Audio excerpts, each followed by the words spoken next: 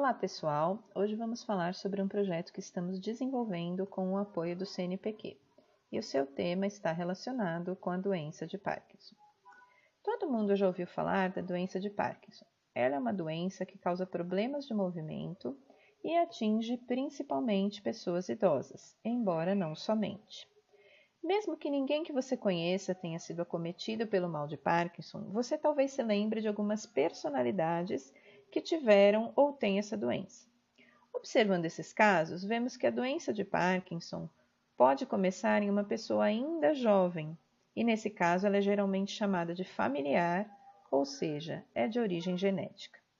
Também observamos que alguns fatores externos, como toxinas, infecções ou traumas físicos, também podem causar a doença. Mas na maior parte das vezes, ela é idiopática, ou seja, sem causa definida observável, e a idade avançada é o principal fator de risco para que ela se desenvolva. Podemos dizer que a doença de Parkinson é uma doença neurodegenerativa progressiva, ou seja, é uma doença que acomete os neurônios, as células do nosso cérebro, causando sua degeneração e a morte dessas células. E essa degeneração, essa perda de neurônios, ocorre de maneira progressiva. Como assim? Inicialmente, há apenas perda de alguns neurônios, e com o passar do tempo, essa degeneração vai se tornando cada vez mais acentuada. Por isso que, no início da doença, a pessoa apresenta poucos sintomas. Na verdade, quando os primeiros neurônios começam a morrer, a pessoa não apresenta nenhum sintoma. E só vai se dar conta do problema depois que a perda já começou há algum tempo. E depois, o movimento vai sendo cada vez mais prejudicado, até haver uma completa incapacidade de realizar as suas atividades diárias, dependendo de um cuidador.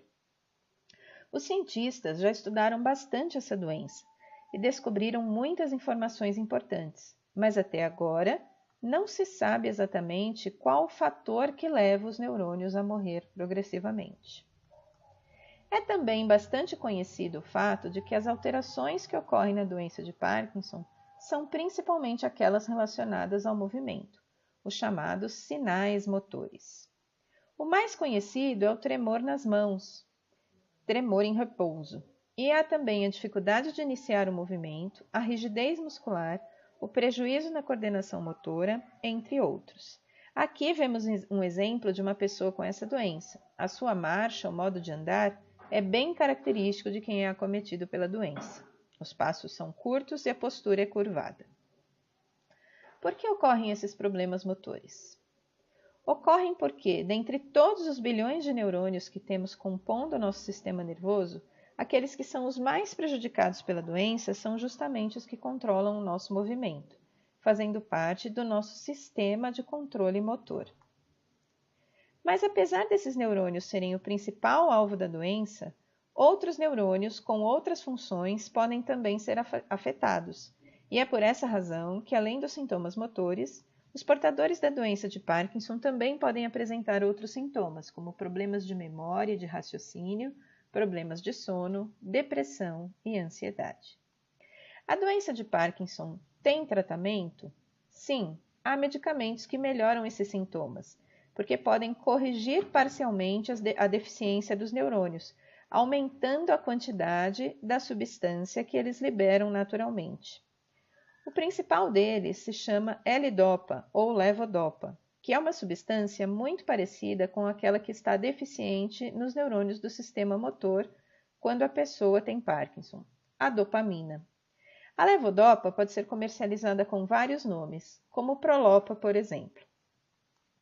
Mas, infelizmente, esses medicamentos promovem apenas a melhora dos sintomas e por um certo período de tempo, e não impedem que os neurônios continuem a se degenerar.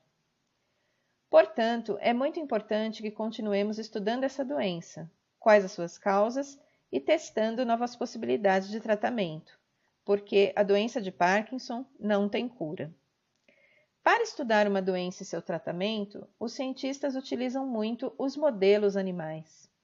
O que é um modelo animal para uma determinada doença? É um procedimento bem estudado que causa em animais de laboratório as mesmas características da doença em humanos.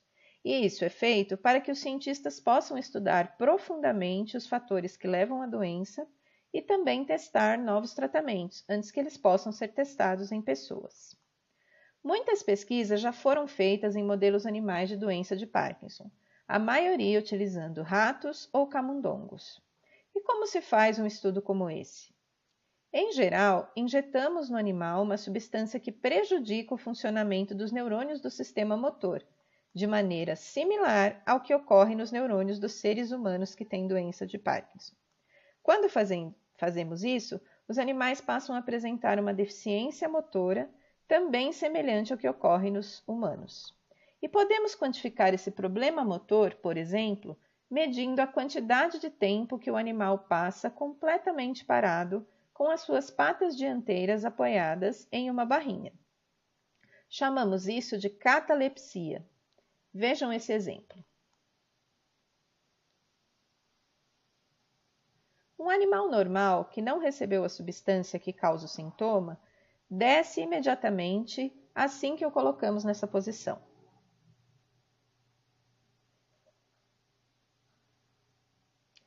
Já o animal que recebeu a substância, aqui no caso uma droga chamada reserpina, permanece nessa posição que o colocamos, pois tem dificuldade para iniciar o movimento.